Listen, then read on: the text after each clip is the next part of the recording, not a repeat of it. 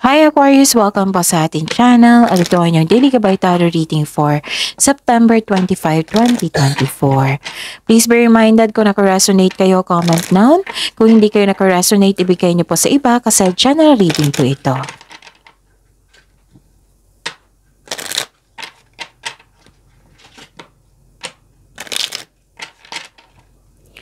This is for you Aquarius ngayong September 25, 2024.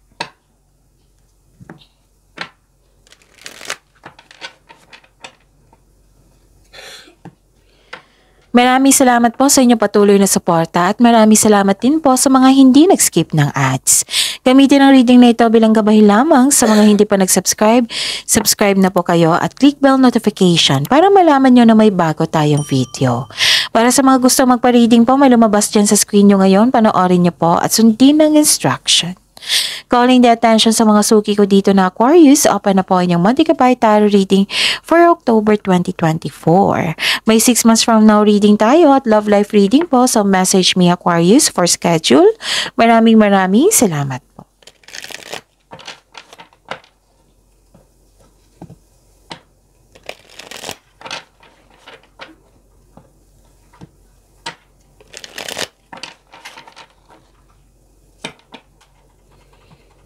Para po ito sa inyo, Aquarius, ngayong September 25, 2024.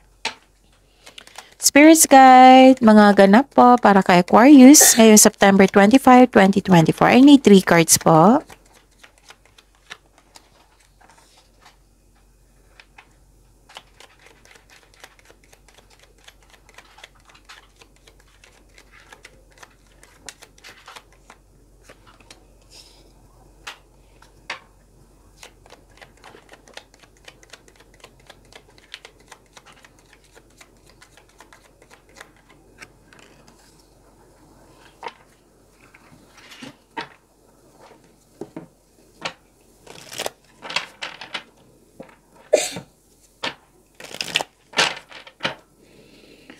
Spirits Guide, mga mensahe po para kay Aquarius ngayong September 25, 2024. I need 2 cards po.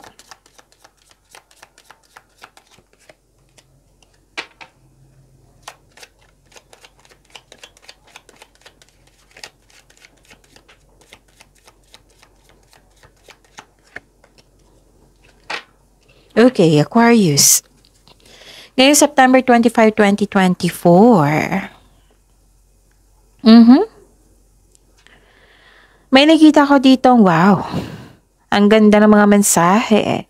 Nakikita ko dito nakatanggap kayo ng tulong, nakatanggap kayo ng regalo, pwedeng compliment, pwedeng awards. Yung resulta sa inyong pagiging mabait, matalino, sa pagsisipag sa araw-araw, ganun.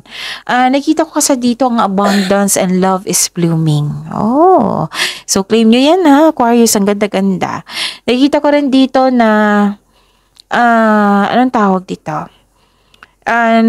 Dahil sa mga magandang nangyari, oo, na naging happy kayo. Nakita ko dito yung joy and happiness dito. Oh, you felt flattered sa mga nangyari. Kasi ito, I consider this is harvest harvesting. So, I therefore conclude na lahat ng air signs, Gemini, Libra, Aquarius, sa mga cross-watcher dito, may magagandang nangyari sa buhay nyo ngayon. So, yun.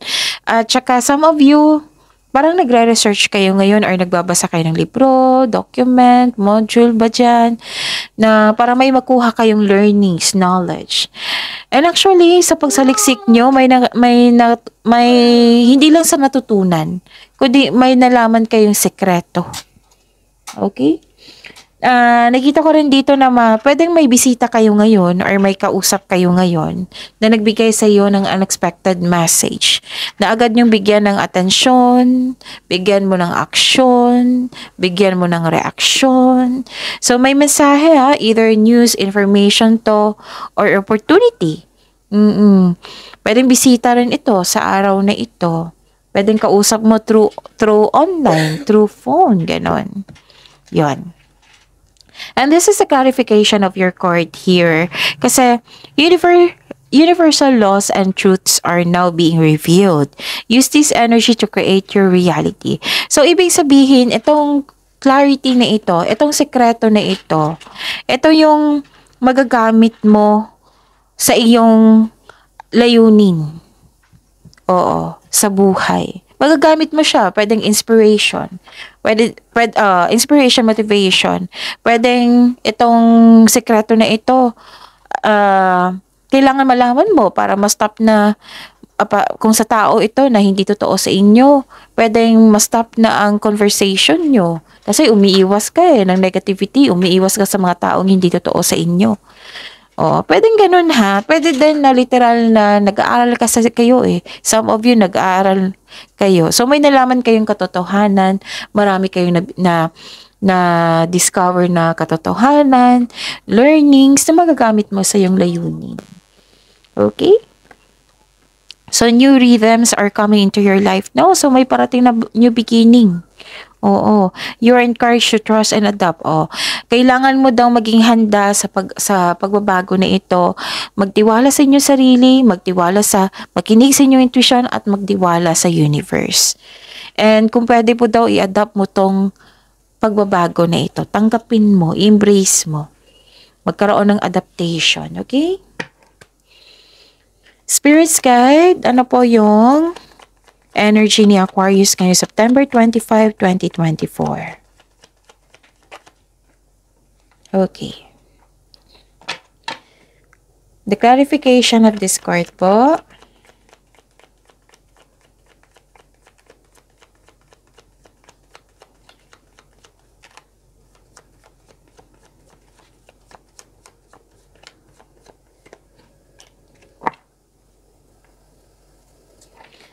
This is a daily reminder.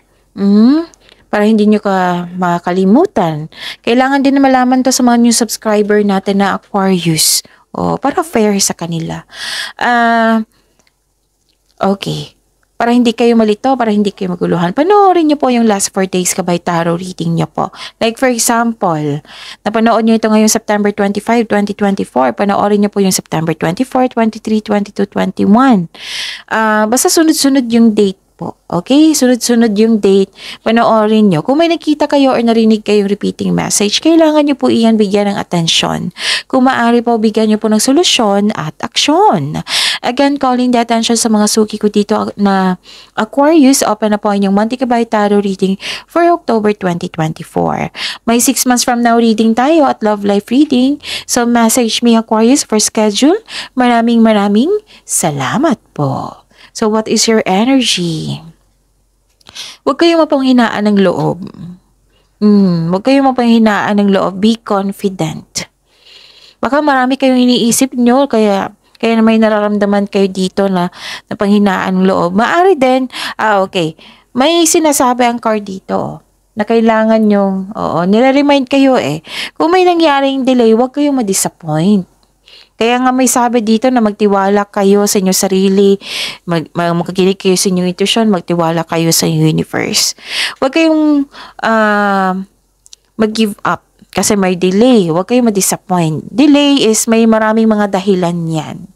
Okay? Maraming mga dahilan yan. Pwedeng nagkaroon ng delay kasi, like for example, delay sa pagparating na pera kasi holiday. Pwede din may maintenance yung bangko. Pwede din sa pagdating ng tao. Oo, kasi masamang panahon. May dahilan siya kasi may ginagawa pa siya na kailangan niyang tapusin. Yan yung mga example. Pwede din delay kasi nahihirapan ka sa paggawa ng desisyon. Pwedeng ganun. So, don't hesitate too long. One at a time. Don't rush things para makagawa kayo ng magandang desisyon, magandang plano. Pwede din na may sitwasyon talaga na kailangan maghintay.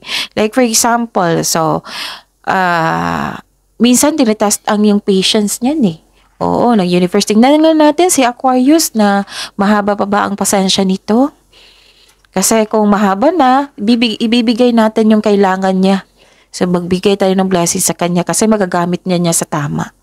Mayroong ganyan na sitwasyon. Na tinetest yung ugali natin, tinetest yung pasensya natin, and so on. Kasi, I believe, hiniling mo kay universe, kay God, na magkaroon ng growth and expansion sa inyong buhay. So, growth and expansion is kailangan ng pagtrabaho niyan, pagyamanin nyo. So, may blessings ibibigay sa inyo na kailangan yung pagyamanin. Okay? Pwede din na may natanggap kayong opportunity pero hindi mo tinanggap dahil sa meron kang dahilan. Pwede din na this is also means na yun nga, delay na kailangan hintayin. Okay? Tapos, uncomfortable ka sa changes. This is transformation po. This is completion of cycle. May pagbabago. Oo. May pagbabago sa treatment. Sitwasyon mo ngayon. Pwedeng nagbago ang place mo. Basta may pagbabago, nahihirapan ka. So, ang sabi ka nga ng card dito na maging handa kayo sa pagbabago. Kasi, yun kailangan mong pagyamanin yung dumating na pagbabago sa inyo. Kailangan yung i-adapt, Magtiwala din sa inyong sarili sa mga bagay-bagay na dumating dyan. New rhythms are coming to your life now and I consider dumating na ito kasi nahihirapan ka sa pagbabago, sa pag-adapt. You should, kailangan mong i-adapt ito kasi nakakabuti ito sa iyo, itong pagbabago na ito. Gustong ipaalam ng card sa inyo na itong pagbabago na ito, nakakabuti po sa inyo. Kailangan mo lang pagyamanin, meaning, action. Okay? Ma-adapt mo rin yan. Anong tawag dito? Aquarius. Okay? And, lumabas din dito sa Gemini Libra May nagkasundo na 2 tao. Kung sa business ito or sa trabaho, may partnership, may nakipag-teammate, nagkasundo kayo. Oo. Kung sa buhay pag-ibig ito, this is bagong relationship or pagkakaisa ng couple. Kasi may alignment dito nagkasundo kayong 2. Pwedeng kakasagot mo lang, pwedeng may celebration, pwede din na-inspire, na panghinaan ka ng loob sa delay or sa pagbabago. Na-inspire ka ng dahil sa kanya kasi nagbigay ito ng suporta sa iyo, nagbigay ito ng compliment sa iyo. Kasi I believe this is love, beauty, action also, commitment, choices. Pagkakaisa talaga. Pwedeng attraction at romansa nagpapahiwatig sa inyo ngayon. May parating na pag-ibig or manliligaw. This is also means choosing relationship with mutual respect and healthy communication. Oo, nagkaroon ng mutual respect, pagkakasundo nga, yung sabi ko kanina, healthy communication din. Oo, itong pag-uugaling ito, it will lead you to the highest expression of love you seek. Ang gaan sa feeling niyan. So, celebrate the love in your life. And I believe may celebration talaga. Sa mga single dyan, may bagong connection may nagpahiwatig sa inyo. Or nasa harap mo na. Parating or nasa harap mo na. Sa mga marelasyon, please know that you are divinely guided. Talagang sinusubok kayo. Oo, pero nakikita ko dito yung pagkakasundo nyo. Okay, pwede din may naromoong romance sa workplace mo. Pwede pwedeng may nakipag-teammate sa inyo. Ang daming mensahe talaga kay Earth Signs ngayon. Spirits Guide. Sa career and money po ni Aquarius ngayong September 25, 2024.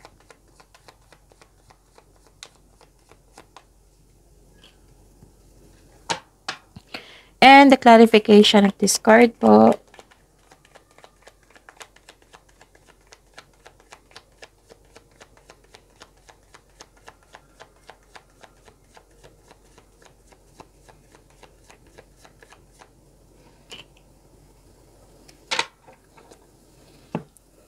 Okay.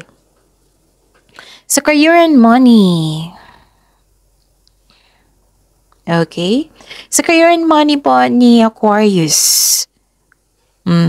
Pwedeng na-delay, yung delay na-disappoint talaga kayo. So, kung na-disappoint kayo ngayon, i-process nyo yan. Kasi hindi nakakatulong yung disappointment. Oo. Kasi magkaka-create kayo ng blockages niyan Paano mo ma-attack yung blessings kung magkaka-create kayo ng blockages? So, that is a reminder. Okay? Nakikita ko kasi dito, you felt empty. You are disappointed. Pwede din na, okay. Sabi ng card dito, alagaan nyo po daw yung health nyo. Alagaan nyo po yung kaperahan nyo. Alagaan nyo rin yung trabaho nyo. Nakikita ko dito is pag-aalaga to sa inyong health. Pwede sa mental health nyo kasi kailangan nyo ng pahinga. Ganon. May nakita rin ako ditong you felt exhausted. Kailangan mo talaga ng pahinga dito, Aquarius. And don't pressure yourself. Don't push too hard. Importante kasi ang pagbabalansa dito sa inyong pahinga, sa inyong baka nag-overthink kayo or marami kayong gawain ngayon. So, baka pwedeng mag-ask ng help or magkaroon kayo ng schedule niyan. Kasi nakita ko dito exhausted ka Kasi maraming demand yung pwede din, maraming demand yung amo mo or boss mo. Or maraming demand yung mga client mo, customer. Basta may demands dito na you felt exhausted. Na stress ka nang dahil sa kanya. Nang dahil sa mga binigay na demand dito. So, kung toxicity ito, kailangan yung iwasan yan. Okay, lumabas din sa inyo, no? Kasi lumabas din ito kay Gemini and Libra na yung taong toxic. Okay, so umiwas kayo sa kanya. Huwag niyong hayaan na madrain yung energy ng dahil sa kanya. Kung hindi siya maiwasan po, Aquarius, put limitation para hindi kayo ma-take advantage, put boundaries kung kinakailangan. Okay? Yung kahit sa toxicity niya, share your kindness pa rin. Kasi we cannot please everyone na magugustuhan tayo. We cannot please everyone na ma-meet yung gusto natin, 'di ba? Yung gusto natin hindi niya gusto, ganon. We have to to understand na merong talagang ganap niyan. And don't worry kasi marami naman nagsuporta sa inyo dito, Nakikita ko dito. Okay? Pwede din nanghinayang ka sa ininvest mo sa inyong career and money. You should let go of this past old emotions or sa mga nangyari sa nakaraan. You have to live ngayon sa present mo para sa future. Diba? Magiging masipag tayo sa araw-araw. Magiging productive tayo sa araw-araw para everyday harvesting. Diba? Kaya tulad dito, resulta yan sa mga pagiging productive mo sa araw-araw na may harvest na nangyari. Okay? Kung nahirapan kayo sa pagbigay ng tiwala sa ibang tao, so take time. Ask divine assistance, ask God to heal, na magkaroon ng healing. And yun. Ano pa? Nakita ko dito na nagkaroon po ng malakas ang inyong intuition kasi may nalaman kayong sekreto, right? 3 card na po nagsabi dito mataas ang inyong intuition. So, this is a clarification of your card here sa oracle nyo na some of you nag-self-knowledge, yung nag-aaral, pwedeng self-study to pwedeng nagre-research kayo ngayon, basta may nalaman kayong katotohanan. Nagkaroon ng common sense, awareness, naka-receive kayo ng wisdom message, see? Hindi kung sa 10 tao, may isa hindi naniniwala sa inyo, at least yung 9 na tao naniniwala sa iyo. So, saan kayo mag-focus? Sa mga naniniwala sa iyo. Okay? And we need to understand din na may tao talagang hindi tayo magugustuhan, may tao talagang choice na maging masama sa kanilang sarili at sa kapwa nila. Instead na magalit kayo sa kanya, instead kayo ma-disappoint sa kanya, ipag-pray nyo siya kay God na sana'y maging mabuti siya sa kanyang sarili at maging mabuti siya sa kanyang kapwa. Ganon. Makakatulong din kayo at the same time. Matutulungan mo din siya at the same time. Iwasan nyo mag-overthink And nakita ko rin dito, follow your intuition in making financial or business decision. Yun nga, makinig kayo sa inyong intuition. At kung naghahanap kayo kasi nagre-research kayo dito 3 card na po nagsabi niya, nagre-research kayo para may malaman kayong katotohanan, clarity. May nalaman kayong sekreto para may makuha kayong knowledge, diba? So, ang sabi mo ng card dito, yung hinahanap mong sagot sa inyong mga katanungan, nasa iyo na po daw. Tapos maniwala po daw kayo sa inyong sarili. May sikreto talaga, oh. May sikreto kayong matutuklasan ngayong araw na ito. Spirits Guide, Love Life, Self-Love, Partnership, and Romancely Aquarius ngayong September 25, 2024. And the clarification of this card po.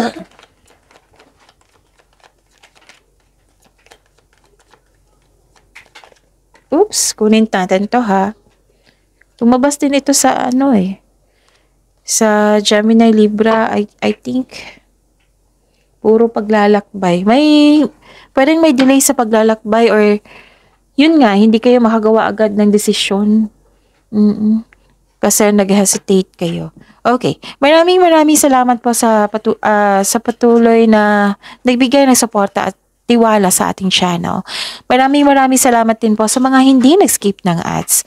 May lumabas dyan sa screen nyo ngayon. Panoorin nyo po. Kung gusto nyo po iyan, then follow instruction. Okay. Yun nga.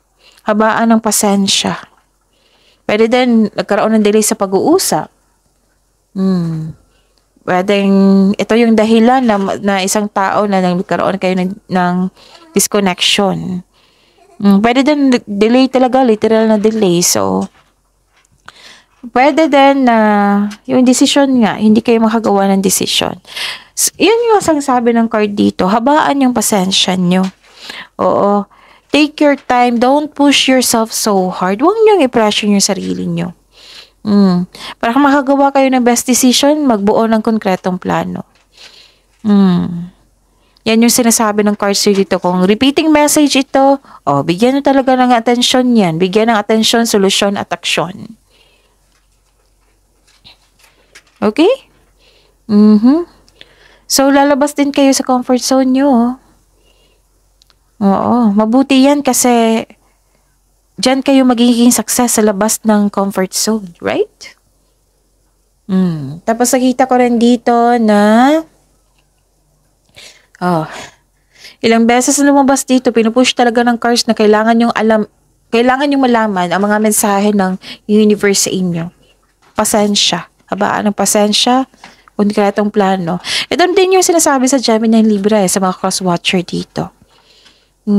Malay mo, ito yung gustong ipa-improve sa inyo ng universe, yung pasensya nyo, nahabaan nyo, na siguraduhin nyo yung plano nyo na sigurado na talaga na magkaroon ng konkretong plano. Okay? So, yun. Attract positivity and claim this abundance. Love is blooming. Itong opportunities na binigay sa inyo. Itong sikreto na magagamit nyo sa inyong layunin sa araw-araw. Itong pagbabago na ito, itong pagkakasundo na ito, itong success na binigay sa inyo, abundance, ang ganda niyan, yung tulong at regalo, compliment, awards, yun. So, yun. Positive affirmation ay kailangan, I am loved, I am blessed, I am healthy, I am safe, and so on. See you tomorrow, Aquarius. Please like, subscribe, and click the button for notification para updated po kayo sa daily tarot reading natin. Maraming salamat po.